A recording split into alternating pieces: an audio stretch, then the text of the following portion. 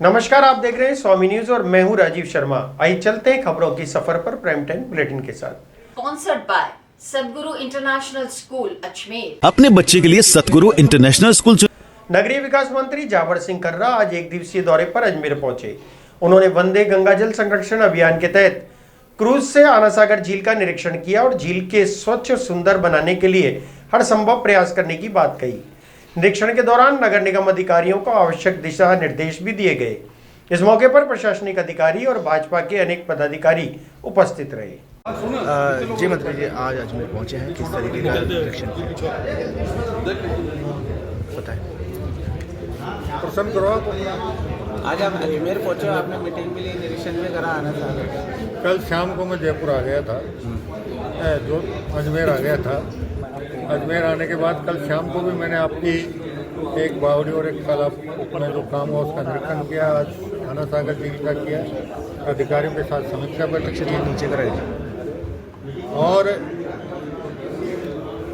वंदे गंगा जल संरक्षण जन अभियान सप्ताह में जो काम हुए हैं उसकी समीक्षा बैठक भी आयोजित हुई है और जो कमी खामी मेरी नज़र में आई उसके लिए संबंधित अधिकारियों को निर्देशित किया गया है और उन्हें ये भी कहा गया है कि 20 जून को इस अभियान को समाप्त नहीं माने, ये अपने जहन में बिठा लें कि एक निरंतर चलने वाला अभियान है और उसी की मनोस्थिति के अनुसार वो इस अभियान में भविष्य में भी अपने कर्तव्य का और दायित्व का निर्वहन करें।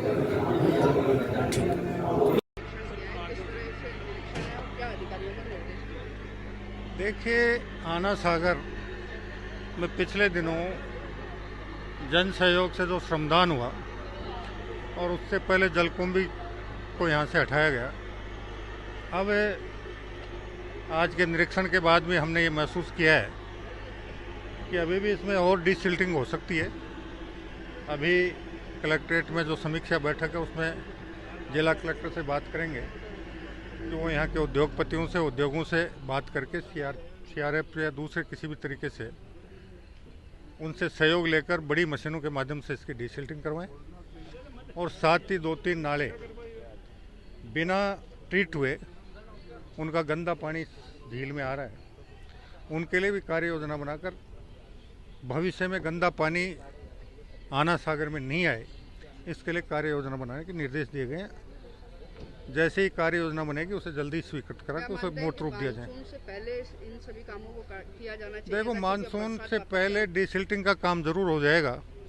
नालों के मामले में भी तो समय लगेगा, लेकिन आने वाले बरसात से पहले इसमें बिना ट्रीट हुए गंदा पानी नहीं आए, इसको हम पूरा करने का प्रयास करेंगे। बावड़ियों का भी आपने निरीक्षण किया था। हाँ, एक टीटी कॉलेज में जो बावड़ी है और शहर में एक तालाब था उसको भी देखा है। जन सहयोग से श्रमदान के माध्यम से उनकी सफाई हुई है और बाकी जगह भी जो सफाई हुई है, एक एक बिंदु पे आज समीक्षा होगी और उसके बाद जो भी आवश्यक निर्देश होंगे प्रशासन को रोकने के क्या प्रयास किए जा रहे हैं? सफाई देखिए, सफाई एक बहुत बड़ी बात मैं आपसे निवेदन कर दूं कि अकेले सरकार कितना भी प्रयास कर ले वो पूर्ण रूप से सफल नहीं हो सकता जब तक उसमें जन सहयोग नहीं होगा, जन जागृति नहीं होगी। अब अभी मैं यही देख रहा था कि साना सागर झील के किनारे किनारे जितनी बस्ती बसी हुई है वो अपनी गंदगी झील में डाल रहे हैं।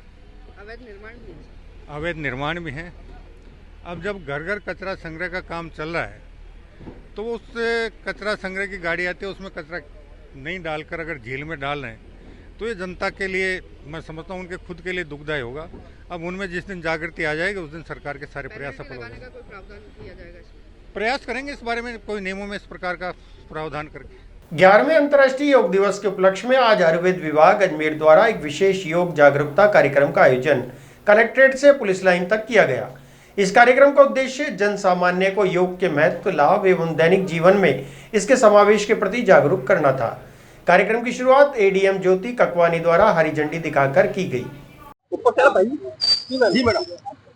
हाँ, तो कल जैसे कि हम अंतर्राष्ट्रीय योगा दिवस 21 जून को मना रहे हैं और उसी के क्रम में हम पिछले दिनों से, पिछले एक सप्ताह से अलग अलग जगह पे योगाभ्यास भी चल रहा था। आज लोगों को, आमजन को योगा के लिए अवेयर करने के लिए, जागरूक करने के लिए ये रैली भी आयुर्वेद डिपार्टमेंट द्वारा निकाली जा रही है। ये यहाँ से निकल के पुलिस लाइन तक जाएगी। कल अजमेर जिले में बहुत सारी जगहों पर, अलग अलग जगहों पे हम कार्यक्रम कर रहे हैं। और पहले जिला स्तर पे पुलिस लाइन में होता था, इस बार बारादरी पे भी रखा गया है, वरुण सागर पर भी रखा गया है, ऐसे ही पुष्कर में भी, पुष्कर घाट पर भी रखा गया है, ब्रह्मा मंदिर कैंपस में भी है, किशनगढ़ में भी अलग अलग धार्मिक स्थलों पर और पर्यटक स्थलों पर हमने रखा है। तो इस बार एक काफी वृहद स्तर पर इसको मनाने की योजना है, जिसमें 1 लाख से अधिक लोग एक साथ कल योगा करेंगे अजमेर में। हरी झंडी ये जो हमारी एक यात्रा है, ये योगा के लिए, लोगों को जागरूक करने के लिए यहाँ से दिखाई है। ये पुलिस लाइन तक जाएगी ताकि लोगों में योगा के लिए अवेयरनेस आए। अजमेर के गंजताना क्षेत्र में खुद को एक अखबार और टीवी चैनल का पत्रकार बताने वाले युवक को पुलिस ने गिरफ्तार कर लिया। उसके पास फर्जी आईडी कार्ड मिला, जिस पर अशोक स्तंभ भी था। फर्जी पत्रकार इस्पात सेंटर में पैसों की मांग कर रहा था। शक होने पर इस्पात सेंटर के मालिक द्वारा अजमेर के पत्रकारों से संपर्क किया गया। इसके बाद युवक को असलियत सामने आई। इस्पात सेंटर के मालिक की शिकायत पर आरोपी को गिरफ्तार कर लिया गया। कृष्णगंज थाना क्षेत्र स्थित एक इस्पात सेंटर पर एक युवक द्वारा खुद को पत्रकार बताकर धमकाने और पैसों की मांग करने का मामला सामने आया। आरोपी खुद को एक समाचार पत्रकार, रिपोर्टर और एक टीवी चैनल का संवाददाता बता रहा था। उसके पास एक फर्जी पहचान पत्र भी मिला है, जिस पर भारत सरकार का अशोक स्तंभ चिन्ह भी अंकित था। जानकारी के अनुसार युवक पहले कृष्णगंज थाना क्षेत्र के एक इस्पात सेंटर पर पहुंचा और कर्मचारियों से दबाव बनाकर पैसों की मांग की। इसके बाद वह एक अन्य इस्पात सेंटर के बाहर गया और चाय की दुकान पर मौजूद लोगों से बातचीत करने लगा। युवक की गतिविधियों पर संदेह होने पर लोगों ने एक स्थानीय मीडिया कर्मी को मौके पर बुलाया। जांच में युवक की पहचान फर्जी पत्रकार के रूप में हुई। पुलिस कार्रवाई में सामने आया कि आरोपी ब्यावर का रहने वाला है और अजमेर में खुद को पत्रकार बताकर लोगों को ब्लैकमेल करने की कोशिश कर रहा था। फिलहाल पुलिस ने आरोपी को शांति भंग की धाराओं में गिरफ्तार कर लिया है। मामले की जांच जारी है। अजमेर के आदर्श नगर थाना क्षेत्र में देर रात एक युवक ने तलवार से हमला कर मां, पत्नी, बेटी, भाई, भाभी सहित कई दर्जनों लोगों को घायल कर दिया। सूचना पर पहुंची पुलिस ने युवक को रस्सी से बांधकर काबू किया। पुलिस ने तुरंत सभी घायलों को जवाहरलाल नेहरू अस्पताल में भर्ती कराया, जहां उनका इलाज जारी है। पुलिस मामले की जांच कर रही है। आदर्श नगर थाना क्षेत्र के माकुपुरा गांव में एक राजेंद्र सिंह राउत, जिसकी उम्र 32 साल के करीब है, उसने अपनी परिवारजन के, जिसमें उसकी माँ, उसकी पत्नी, उसकी बेटी, उसकी भाभी और भाई और बच्चों के साथ उसने धारदार हथियार, जिसमें तलवार जो पूजन सामग्री के इस्तेमाल में थी, उसे उन्होंने ब्रूटली कई वार करके वुंडेड किया है और उसमें कईयों की स्थिति गंभीर है और उसका भी मानसूनी संतुलन हिला हुआ है। और अभी एक्यूज्ड के साथ साथ अभी विक्टिम को हॉस्पिटलाइज किया गया है। मौके पे पुलिस की तैनाती की गई है। कितने लोग घायल हुए थे? इसमें 4 काफी गंभीर इंजर्ड है और उनमें से 2 की नॉर्मल घाव भी लगे हुए हैं, तो टोटल 6 इंजर्ड है। ये जो आरोपी से पूर्व में भी कोई घटनाक्रम या कोई इनका? हाँ, ऐसा इसके अभी कोई रिकॉर्ड अभी सामने नहीं आया है, और लेकिन परिवारजन ने बताया था कि पिछले कुछ दिनों से इसकी थोड़ी सी के व्यवहार और उसके चाल चलन में थोड़ा सा अजीब सी स्थिति महसूस की जा रही थी। मरीजों की सुविधा को ध्यान में रखते हुए जेएलएन अस्पताल प्रशासन ने बड़ी राहत दी है। अब ओपीडी में चिकित्सक से परामर्श लेने के बाद दवा प्राप्त करने के लिए रजिस्ट्रेशन अनिवार्य नहीं रहेगा। ऑनलाइन ओपीडी पर्चियों पर रजिस्ट्रेशन की पूर्व शर्त को समाप्त कर दिया गया है। इससे मरीजों को लंबी कतार में लगने की परेशानी नहीं होगी और दवा वितरण प्रक्रिया अधिक सुगम हो सकेगी। जवाहरलाल नेहरू चिकित्सालय में रोज से 4 से 5 हज़ार मरीज आते हैं।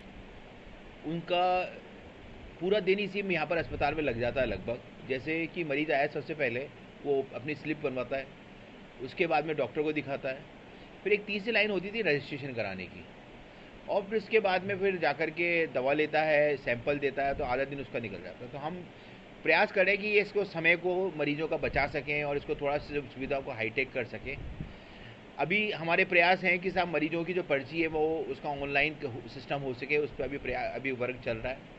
लेकिन अभी हमने रिसेंटली एक काम किया है, हमने रिसेंटली एक वर्क करा है कि जो मरीज़ आते हैं उनका HID नंबर जनरेट हो जाता है, और HID नंबर जब जनरेट हो जाता है तो उसके बाद में उसका रजिस्ट्रेशन की आवश्यकता नहीं होती है।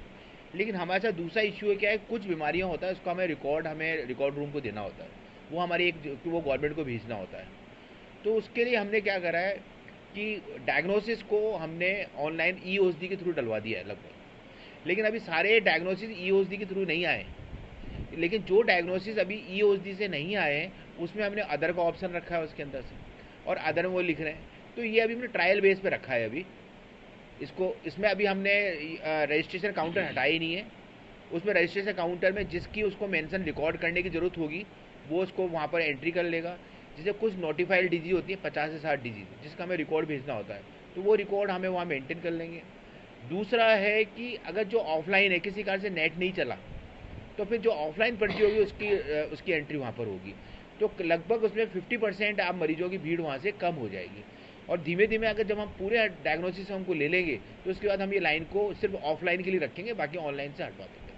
तो ये माने कि अनिवार्यता जो है वो खत्म है रजिस्ट्रेशन नंबर की? नहीं, करानी है, अनिवार्य कराना है। अभी ट्रायल बेस पे रखा हुआ है, अभी उन्होंने दोनों चीज़ ऑप्शन रखी हुई हैं। वहाँ पर जो ऑनलाइन रजिस्ट्रेशन वाले हैं वो उसमें जो नोटिफाई वाले डिजीज़ हैं और जो कुछ डायग्नोज उनकी तो एंट्री करेंगे वहाँ पर, और जो ऑफलाइन पर्ची है उनकी एंट्री करेंगे। तो एक बार तो काउंटर में जाना पड़ेगा, लेकिन वहाँ पर क्या है उससे थोड़ी स्पीड फास्ट हो जाएगी, क्योंकि जो HID जिसका नंबर जनरेटेड है और जिसकी एंट्री करने की जरूरत नहीं है उसको डायरेक्ट भेज दिया करेगा। अजमेर कलेक्ट्रेट पर आज अखिल भारतीय बिश्नोई महासभा ने प्रदर्शन किया। यह विरोध जोधपुर में PG फाइनल ईयर के डॉक्टर राकेश बिश्नोई की संदिग्ध मृत्यु को लेकर किया गया। समाज ने मामले की निष्पक्ष जांच और पीड़ित परिवार को न्याय दिलाने की मांग की। कहाँ का मामला है और क्या हुआ? ये डॉक्टर मथुरा दास हॉस्पिटल जोधपुर का है।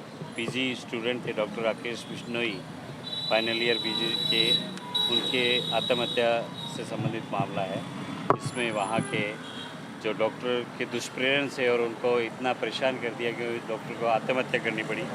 इसलिए वहाँ के जो HOD है डॉक्टर राजकुमार गौड़, उनके खिलाफ राठौड़, उनके खिलाफ कार्रवाई करने के लिए राज्य सरकार को ज्ञापन दिया जा रहा है, क्योंकि उन्होंने अपने मृत्यु से पहले नोट लिखे गए हैं भी मेरे से इस तरह प्रताड़ित किया जा रहा है और उसके खिलाफ कार्रवाई, और उनके इलाज भी वहाँ नहीं किया गया।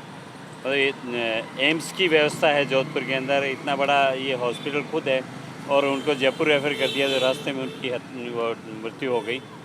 इस तरह की कार्रवाई जो की जा रही है, तो ऐसे दुष्प्रेरक हैं जो दुष्प्रेरण का काम किया है डॉक्टर राजकुमार राठौड़ द्वारा, उनके खिलाफ कार्रवाई करने के लिए राज्य सरकार को ज्ञापन दिया जा रहा है। आपका पूरा नाम? मैं प्रदीप बिश्नोई, अखिल भारतीय बिश्नोई महासभा का अजमेर जिलाध्यक्ष। फिलहाल बुलेटिन में इतना ही। मुझे दीजिए इजाजत। देखते रहिए स्वामी न्यूज।